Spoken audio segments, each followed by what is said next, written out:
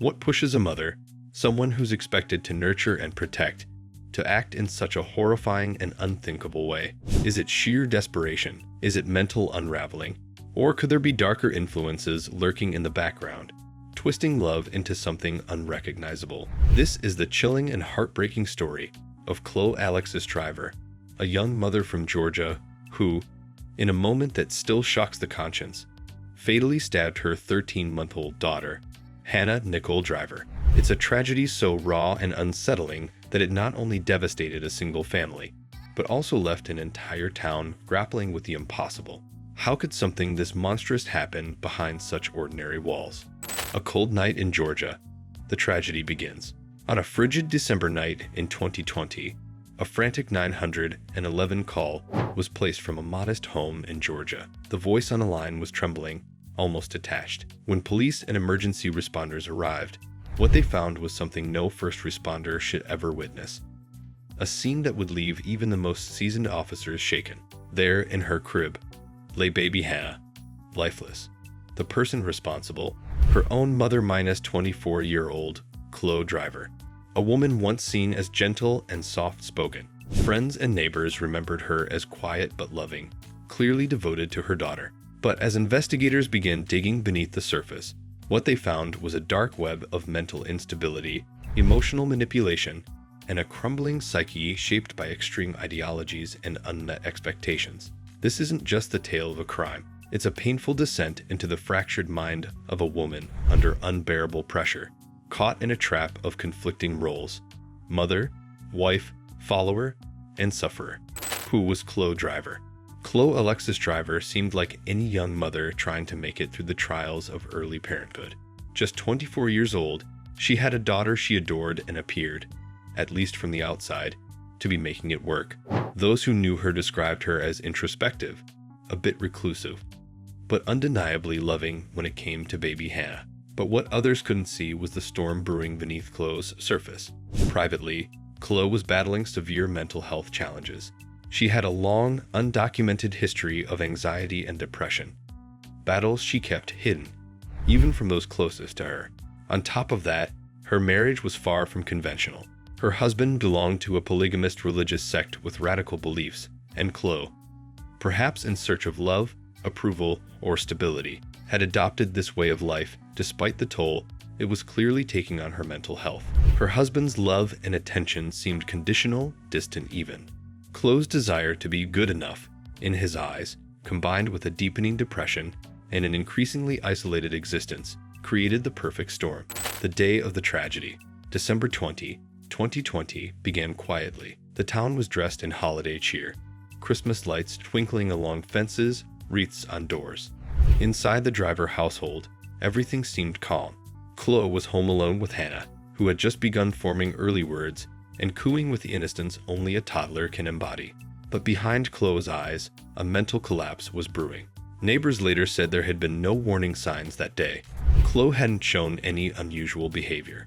Her social media featured nothing out of the ordinary, just older photos of Hannah in a pink onesie, smiling wide. But internally, Chloe was unraveling. Reports indicate she skipped breakfast and spent hours pacing around the living room in increasing distress. Anxiety gnawed at her. She later admitted feeling overwhelmed, buried by the emotional weight of her situation. Her husband had grown cold and was highly critical of her mothering. She felt abandoned, judged, and invisible. Chloe told investigators that she felt like she was failing, not just as a wife, but as a mother. And for reasons no one can fully explain, her mind crossed a line. The unthinkable act. At approximately 2 p.m., Chloe entered the nursery. That room should have been a place of warmth, filled with lullabies and bedtime stories. Instead, it became a scene of horror. Chloe took a kitchen knife and stabbed her baby daughter multiple times. The precise number of wounds has not been released out of respect for the family, but investigators described the act as both swift and brutal. Afterward, Chloe appeared to fall into a state of numbness. She was later found sitting on the floor beside Hannah's crib, holding a photograph of her daughter and weeping silently. The weapon is still in her other hand.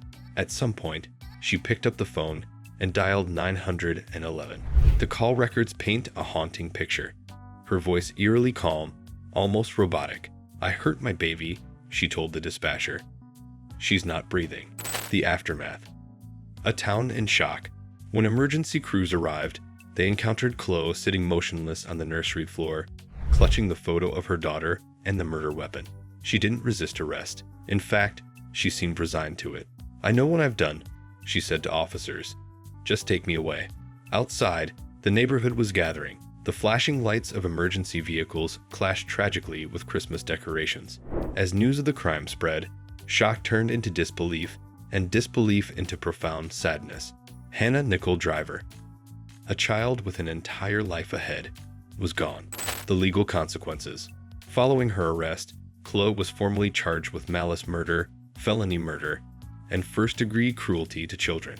Her courtroom trial began in 2024 and was one of the most emotionally charged proceedings the local courthouse had ever seen. The prosecution painted Chloe as someone deeply disturbed and dangerously influenced by extremist beliefs. They argued that she had opportunities to get help, but chose not to.